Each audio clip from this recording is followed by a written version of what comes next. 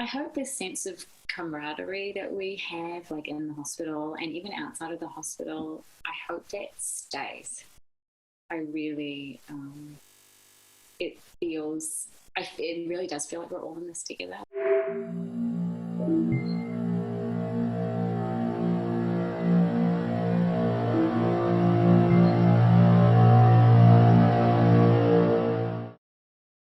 Hi there, and welcome to the Kiwi Leadership Network's new series, Kiwis and COVID Conversations. My name's Skye, Duncan, and I'm on the board of the Kiwi Leadership Network. We're a 501c3 nonprofit organisation based in the United States. We have a mission to really look at how we can inspire, assist, and support Kiwis in the USA. As you all know right now, we're facing an unprecedented global crisis with the COVID-19 pandemic. Sadly, this is devastating communities around the world. It's stealing thousands of lives, and it's forcing cities and countries to lock down in a way that we've never seen before.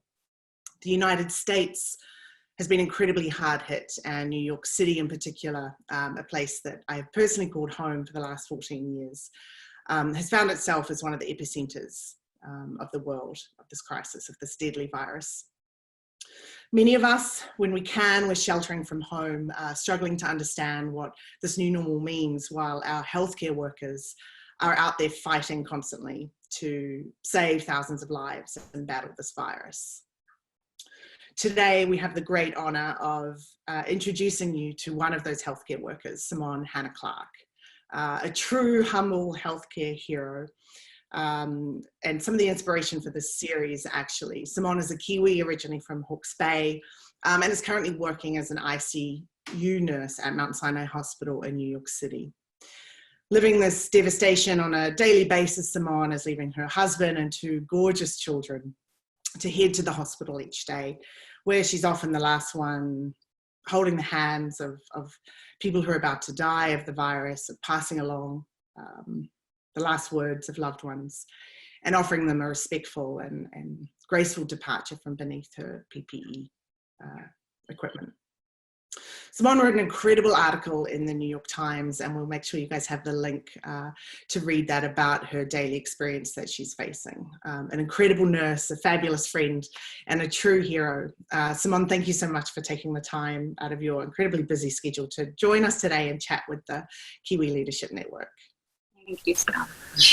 I'd love it, Simone, if you could start by telling us just a bit about your background, how you ended up in the States, your journey over there, and how long you've been there for. Yeah, I moved here in 2004, September 2004.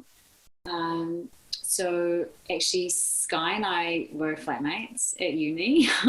That's how we know each other. So right after I graduated nursing school in Wellington at NYC, one of our mutual flatmates and I came to New York for 3 months just to hang out and work a little bit. And I met my husband at that time. That was in 2003. January 2003. So we eventually got engaged, and I came over here in 2004. And I've been here ever since. And then, and had your beautiful children. Yeah. Skye came, a little bit, a year and a half, I think, or 2 years after I moved here. But then I started working at Mount Sinai Hospital in beginning of 2005. So I've been there. I took some time off when I had my kids, but I've pretty much been there since then, working in the ICU. Amazing. And Simone, you're currently facing the front lines of this in New York City and in the ICU ward. And I'm curious if you could talk to the listeners a bit about, how this process, as an ICU nurse, you're used to seeing kind of trauma and devastation on an everyday basis. But how is this process different? How does a typical day in the last kind of month, let's say, differ from your typical week? Yeah, the difference is that every patient has the same diagnosis, COVID-19. The influx of patients was more, normally it's like you get a couple of admissions a day. This was just like an influx of patients and all like super sick, all with the same diagnosis. We started like one specialty ICU in the beginning, and then it just all our ICUs sort of turned into these COVID units. So after we initially set up the first one, I went back to my home ICU, and we have 14 beds, which normally means we have 14 patients or less if, we've got one empty. But we had to double up our rooms. So I was there yesterday, we had 21 patients, and I think we were getting another patient. So just the logistics of working in a space that's designed for one patient, one critically ill patient, having to work around that same space, but now you have two critically ill patients. So physically the patient in the bed, 2 ventilators, 2 monitors, and 2 sets of just like the stuff you need to take care of them. So just like logistically moving around is very difficult. Also, you have all the PPE on, so you sort of can't really hear anything, you can't see much. It's very hot. And then they both are the patients have similar diagnoses. They have the same diagnosis, so similar sort of treatment plans and everything. So you have to really keep your wits about you. Mm-hmm. And they're also super sick, and they decompensate very quickly. So it's been pretty crazy. Yeah. And what would you say is, I've seen some of the incredible interviews you've done, and as I mentioned, the story you've written. You have to deal with this difficult situation with folks in ICU on a regular basis. What's been one of the hardest things, if you don't mind me asking, one of the most difficult things that you've had to face during this pandemic? It would have to be these people are dying alive. I think that's one of the hardest things to see, because normally in the ICU, families are a huge part of what we do. They're so involved. We have open visiting hours normally in our ICU, so families are there 24/7. Especially when somebody's dying, the family is very involved, and we're very involved with them. So it's just been very strange and just like heartbreaking to see these people, young people, old people, just every kind of person. They're just there, and that you're going to be the last person to be with them before they die. And like, they should have their family member there with them, right? Yesterday, we haven't had any visitors, but yesterday, I don't know if we had a policy change or what, but my patient was dying, and we allowed her family to come in separately, one at a time, and like say goodbye. And it is like heartbreaking as it was to see them, doing that. It actually felt like we were like doing something for them. And like they got some closure. So that and it made me realize how like inhumane it's been to like not let people come in and see their loved ones. So I think that's been the hardest thing for me, and I would probably say for most of the people that I work with, just having to deal with that, and it's just these people just dying without their family there, and the family not even really knowing what's going on. I mean, we update them as best we can, but sometimes we do FaceTime calls and things, but like they don't. I mean, it just must be like torture for them, just not knowing what the condition of their family member is, like just physically being able to see them. So yeah, I mean, like logistically, it's been difficult, just like really busy and all of that. But like, we can sort of handle that. It's more that kind of the humanity, the suffering. It's been hard. Oh, it's heartbreaking, and I can't. For the families who can't be there with their loved ones, I mean, I can't thank you and your colleagues around the world enough for being that person who can pass along that love and farewells and messages. And I know that's I can't even fathom how difficult that is. So I'm just so in awe of everything you and your colleagues are doing around this work.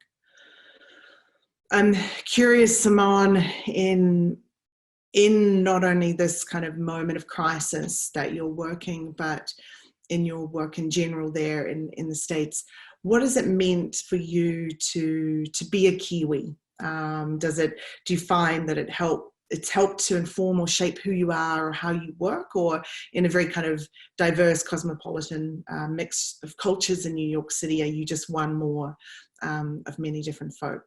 But for a lot of Kiwis listening, it's a kind of common conversation that we're having around what it does mean to be Kiwi and to be far away from loved ones and living in a country that you weren't, born or brought up in.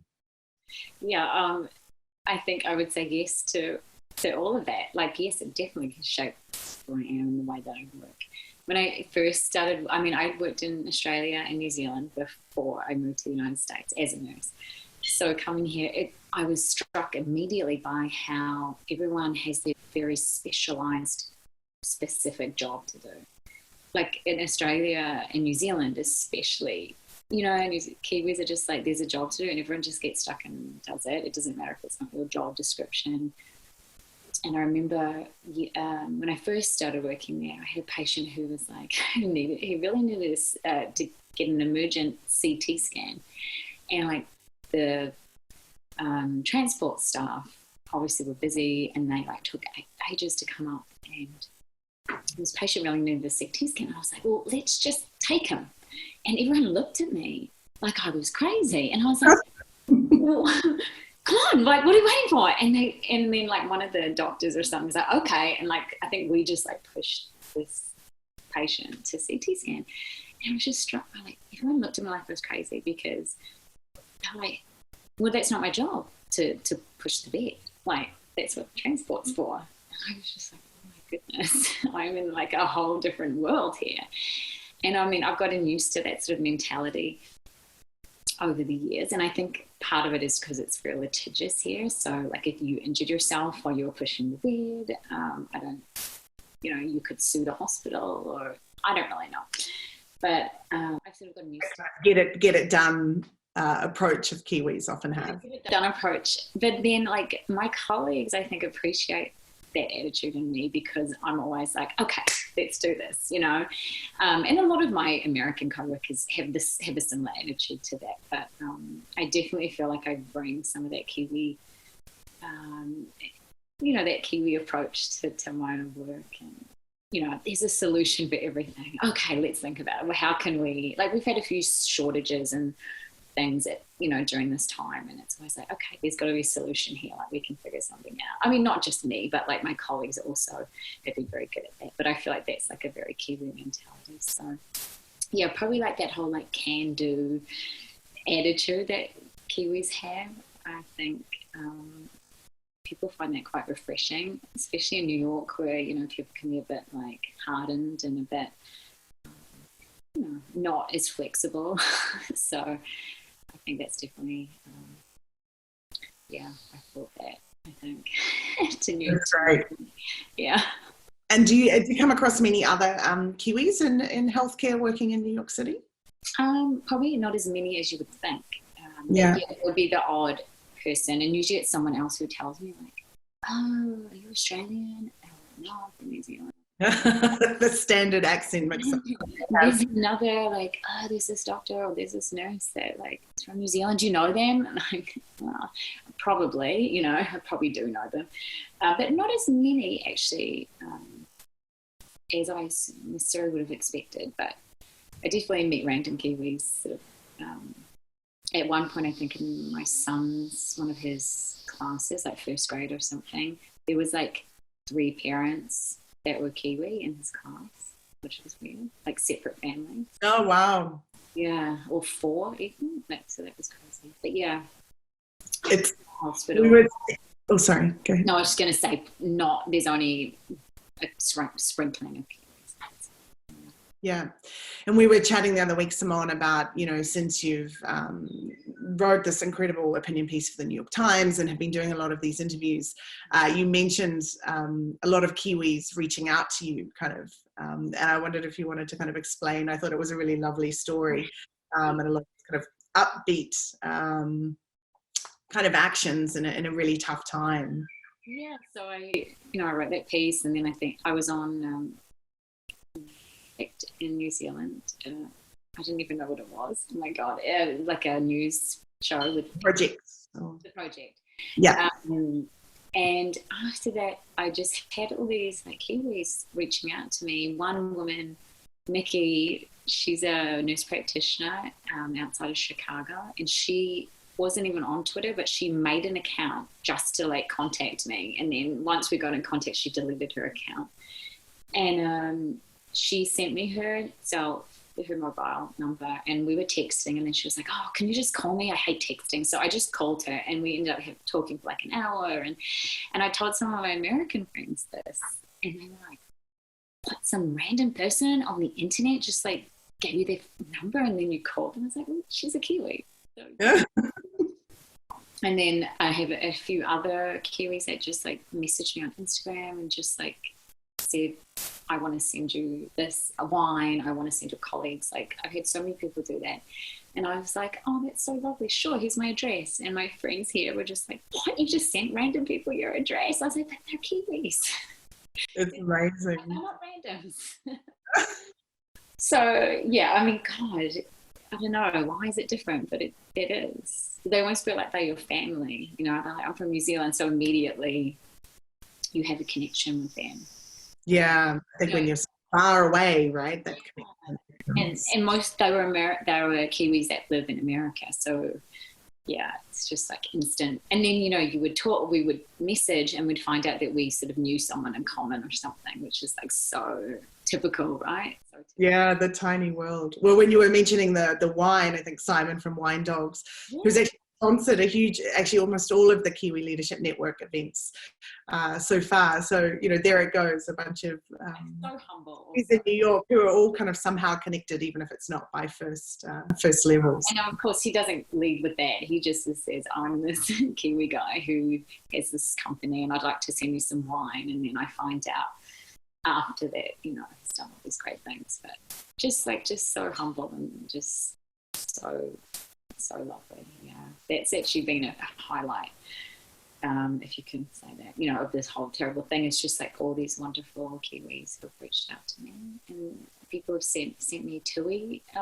When I was on the project, Patty asked me what I miss the most about New Zealand, and of course, like, he's so personable, and he started crying when I was talking about missing my family and friends and missing all just the people in New Zealand. And I said, I was saying this just hearing tui.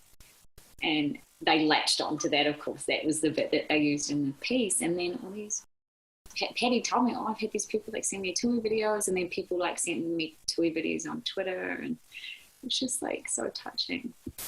Oh, amazing. Well, in your honour, I also built a tui feeder and have been, since I'm back in New Zealand at the moment during the lockdown, and have been thinking about you daily with the sound. So it's a beautiful bird song, and thought of you and all your colleagues. Simone, obviously a lot of your immediate family is with you in New York, in Brooklyn, but a lot of your extended family, and I know loved ones, are in New Zealand, Hawke's Bay and other parts of the country. I'm curious, in this time, we talk a lot about social distancing, and I think, I prefer to think about it as like physical distancing, yet actually stronger social connection. And I'm curious, what are we need that more than ever right now, and how are you going about staying connected with your family around the world and back here in New Zealand? Yeah, so I have 4 siblings, and we all live in different places. So 2 in different parts of Australia. My sister lives in Germany, and my mom is in Hastings. And we've only managed to do it once, but we had a Zoom meeting, all together. My sister couldn't join because it was the middle of the night in Germany. But we had my brother had worked out a spreadsheet to figure out when we could all talk. But that was amazing. Yes, like 4 of us got together, and my mom, and got to, chatted with each other. And I've been doing a lot of. I usually don't really like talking on the phone that much, but I've been doing a lot of like FaceTiming and stuff. And 2 of my really good friends, one lives in Cambridge in New Zealand, and the other lives in Napier in the Hawke's Bay. And we text almost every day, but we just started sending each other videos. That we were just, instead of texting, we just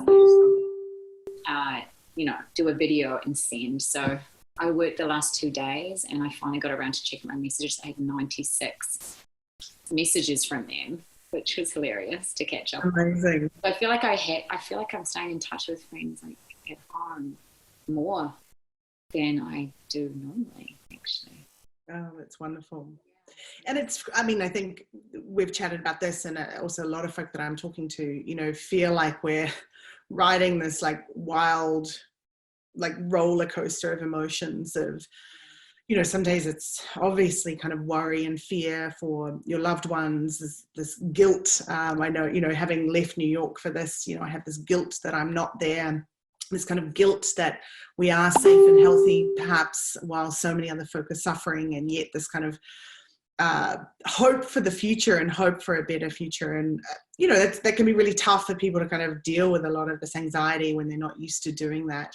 I'm curious, what are you doing to kind of stay calm and sane during this, given your kind of mix of emotions are probably much more heightened than many of ours? Yeah, I think my colleagues and I have really leaned on each other a lot during this. Just our like dark humor and just making jokes and just being silly at work. Just when, like, the other day, in the beginning it was we were all pretty freaked out, actually. Like, we just didn't know much about what was going to happen. We were looking at Italy thinking we were going to be like that in a couple of weeks. I'm talking like 6-7 weeks ago, and it's all kind of started to happen. We didn't know how much PPE we had. That's the masks and shields and the personal protective equipment. So I think everyone knows what PPE is at this point. So, that was kind of worrying, but we would just kind of, make light of it. And the other day, I got fit tested for my mask, the N95 respirator. We do a special fit test to make sure it's sealed. And I failed my fit test. So the mask I'd been wearing for the last sort of 6-7 weeks doesn't fit me. It's the smallest size. So, I just laughed, and I went back to work. I went back to my unit, and I just was like, so, this happened. My mask doesn't really fit me. And then I just, went back to work. Like, but we sort of laughed about it, and I figured, oh, well, it's been protecting me for this long. It must be doing something. But, like, I don't know, things that probably should freak me out, like, we just sort of laugh about it, and then we just get on with it. I don't know. We've been doing that a lot lately. Sending each other rival instinct kicks in. We send each other memes and sort of, piss takes, as it were. Just taking the piss out of, like, the government response and all of that. Like, those sort of things sort of keep us sane. And, I turned on at my 2 unconscious patients. We have like a music channels for the patients. So I turned on the 90s mix. I was singing to my patients. I don't know, maybe I'm going crazy, but just little things like that. Just to keep us sane. I'll take in the, people have been giving me a lot of free things, so I take them into work. My friend gave me a bunch of socks from Happy Socks, the Happy Socks company. Yeah, I had like 2 big bags of those to take in, and a friend made surgical caps for everybody. So that stuff kind of keeps people going. It just seems like a little thing, like a pair of socks, but everyone was so happy, and other people have done similar things. So yeah, I guess it's just those little things, and really just being with each other and helping each other as best we can. And I think that's kept us going. And also my family. I mean, my husband, he just does all the cooking and gets all the groceries and just like lets me tell him about my terrible day or whatever. And my kids, just being kids, that's a nice distraction. So. Keeping it real. And Simone, what are you feeling most hopeful about on the other side of this? I know the numbers are just starting to kind of turn in New York, and you're maybe starting to see a light at the end of the tunnel. What are you feeling most hopeful about? I hope this sense of camaraderie that we have, like in the hospital and even outside of the hospital, I hope that stays. I really, it really does feel like we're all in this together. Like I was outside today with my kids just going for a walk. We were on our bikes actually. And just people were so courteous to each other, you know. And I could just, I don't know, there's just a sense of like everyone's sort of like on their best behaviour and like looking out for each other. I mean, I know that can't last forever, but I hope some of that, and just like this sense of being appreciative for the people that are delivering our mail and the people in the grocery store and the people who are doing that essential work that's often unseen and unrecognised, that people wouldn't be able to stay at home, we wouldn't be able to quarantine the way we are without those people. And I hope that the love for those people continues beyond this, and that, and perhaps in this country, in America, a conversation about universal health care, about like healthcare as a human right. Those kinds of conversations can be, this is a springboard for that, I hope. There is a lot to be hopeful for. I mean, I do worry about, not to turn your hopeful question into this, but I do worry about, people who've lost their jobs and what's going to become of this city, whether people are going to leave and move to other states. I don't know, but I am hopeful that New Yorkers will get through whatever changes are upon us. Yeah. Amazing. Yeah, well, certainly a lot of unknowns, but a lot of hope for a better future, I think, on the other side of this, hopefully, if governments and some of the processes can change along the way, let's say. Well, look, I won't keep you any longer, Simone. I can't thank you enough for taking the time to chat to us, to share some of your stories with the Kiwi Leadership Network, and for the incredible work that you and all of your colleagues around the world are doing. It's so humbling and just in complete awe of everything you guys are facing on a daily basis. And I certainly wish you the very best in this kind of unbelievably tragic journey ahead. But hopefully we are turning a corner, and I hope you stay safe, and send big hugs to all of your family and friends for me. And we'll chat soon. Thank you. Thanks, Skye.